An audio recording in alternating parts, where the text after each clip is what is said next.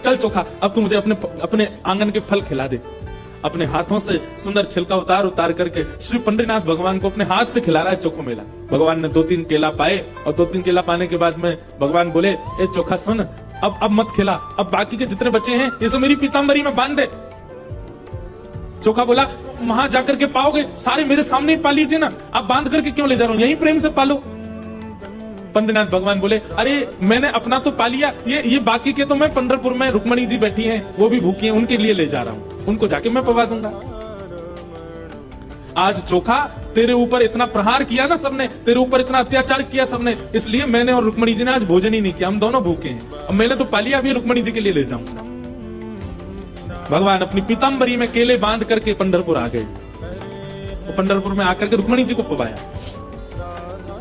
प्रातः काल ब्रह्म मुहूर्त में जैसे ही कपाट खुले श्री पंडरीनाथ भगवान के, चारों ओर केले के छिलके पड़े थे। और केले के छिलके देख करके सब पंडा पुजारी बोले हम तो कपाट बंद करके गए, ये केला के छिलका यहाँ कैसे पड़े हैं, ये कौन लेके आया। तभी एक उनमें से बोले कल वो आया था ना, एक चर्मकार का बालक, वही अपने संग बांध के लेके आया था इतने सारे केले, उसको सुबह तो हमने मारपीट के भगा दिया, निश्चित ही वो कहीं से रात में आ गया है और रात में आकर के सब यहाँ खा करके गया है ठाकुर जी के आगे। उसका उद्देश्य तो गर्भगृह को बेकार करना ही था, इसलिए ये सब हुआ है, ये उसी ने किया है। तो सब पंडा पुजारी नाराज हो गए, अपने हाथ में डंडा ले करके कमर कस के सब पहुंच गए चोखो मेला के घर। और वहां पहुंच करके घर से निकाल करके फिर पीटा उनको, फिर मारा। चोखो मेला घर में सो रहे थे और घर में जाकर के वहां से घसीट करके उनको मारा सब। बोले, अरे दुष्ट पापी, तुझको मंदिर में नहीं जाने दिया तो रात्रि तू गर्भगृह में घुस गया। चोखो मेला पिटते रहे, नेत्रों से आंसू बहाते रहे, जय हो पंडरीनाथ, कैसी लीला करते हो, सुबह पिटवाते हो, रात में आकर के खा जाते हो मेरे हाथ से।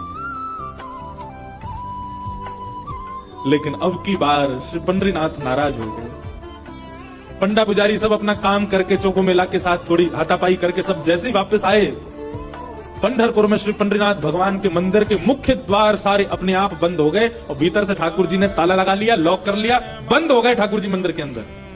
सबने अथक प्रयास कर लिया लेकिन एक भी द्वार नहीं खुल पाया।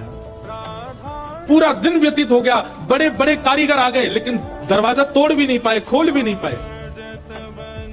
तब अंत में सबको लगा हमने कोई अपराध किया है। चारों ओर पंडा पुजारी और बड़े बड़े वेदज्ञ, बड़े बड़े मनीषी सब बैठ गए, हाथ जोड़ करके पंडरीनाथ भगवान की स्तुति गाने लगे। बोले, नाथ हमसे कोई अपराध हुआ तो आप हमें बताएं, दंड दे दें, लेकिन इस प्रकार नाराज होकर मत बैठो।